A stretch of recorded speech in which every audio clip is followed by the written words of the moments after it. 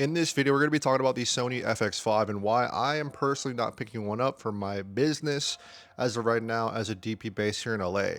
For a little backstory, I've had the FX6 and I used to have an FX3 for pretty much like 5 or 6 years. FX3 got stolen back in November, so I only had the FX6. And I also still had a Red Komodo X at the time, and I still do. So I ended up getting a Nikon ZR because it came out. It was like the, first camera that Red and Nikon made as like a little subset. And yeah, I really been loving this camera. This is what we're filming on right now. And the image quality for the price, dude, is honestly insane. I have tons of issues with like the little quirks that I have with this camera, but the image quality alone as a DP, I really enjoy. But first, let me preface that I am in no way a financial advisor. This is all just my opinions of what I think I should do for my own business. I understand that everyone's situation is different, so definitely take all these opinions with a grain of salt, you know what I mean?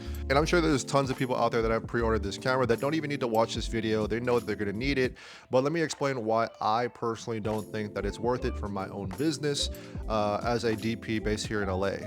And if I'm not mistaken, the Sony FX5 is very expensive for what it is. It's a 5K full frame camera, it has triple base ISO, it has a lot of very nice features, to be honest. But for the competitors out there, like the Canon C50, I believe it costs $3,900. That shoots 7K open gate, has like the internal RAW codecs and stuff like that. You have the Nikon ZR that shoots 6K red RAW full frame.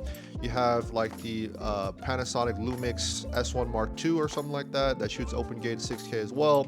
You have a lot of other very nice and more affordable cameras on the market that kind of like make you think like, is this even worth $5,000 for a mirrorless style body that doesn't have SDI, that doesn't have internal NDs, that doesn't really have any other like big headliner features besides the open gate and the bigger screen? You know what I mean? Yes, there is internal RAW, but I feel like internal RAW is overrated. And I'm not trying to shit talk the camera. I mean, like, obviously there's a lot of features and specs that I would want in a camera, but for that price, dude, for $5,000, you know what you can do with $5,000, dude? You can buy a very nice set of lenses nowadays, and like in terms of like, the more budget cinema lenses. And you can also buy like, pay for a spec project or a short film that you want to shoot. There's just so many other options available. And in the current position that I'm at in terms of my own business, like I own so many different cameras already at this point. Red Komodo X, Nikon ZR, FX6, and am I trying to like cope here and not like convince myself not to buy it, or am I just like trying to like speak the truth? I'm definitely in the point in my career where I care less about the camera that I'm shooting with and more so what I'm shooting. I'm trying to get to the point where I shoot the stuff that I want to shoot.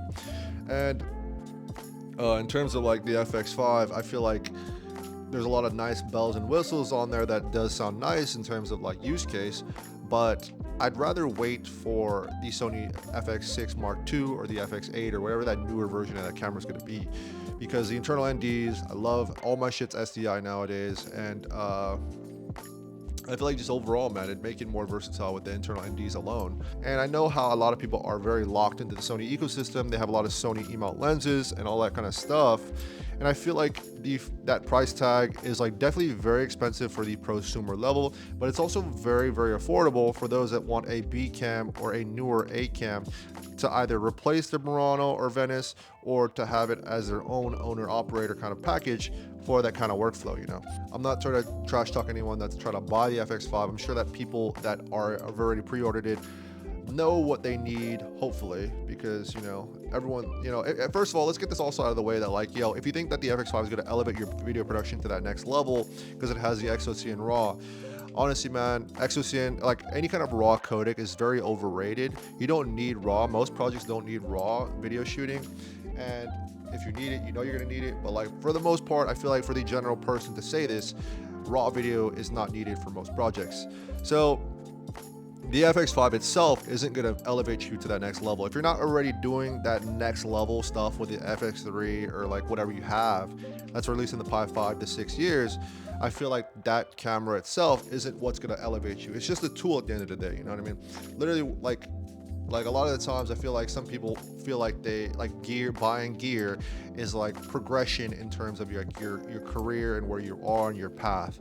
That's definitely not the case, and I've learned that the hard way because I've bought a lot of cameras and I've wasted a lot of money from spending money on camera gear that like ends up either collecting dust or whatever, you know what I mean? Because it's like I'm not even at that point in my career. You have to really remember that a camera is just a tool, and like if you're not pulling in those jobs, I mean, if I'm not pulling in those jobs to pay for that kit fee, I'm definitely not going to be investing $5,000 into a camera body. But yeah, man, let me know what you guys think down below. Are you guys picking up the FX5? Did you pre-order yours? Did yours get delayed also past September? Let me know down below because we can talk about it. Do I want to go back to Sony eventually? Probably yes, but as of right now, I'm happy where I'm at. And yeah, don't need to buy the latest and greatest all the time. And that's something that I'm always working on. I feel like all of us are working on in terms of like gear acquisition syndrome. But yeah, man, this is Giancarlo here from G Crusty Pork, and I'll catch you guys later.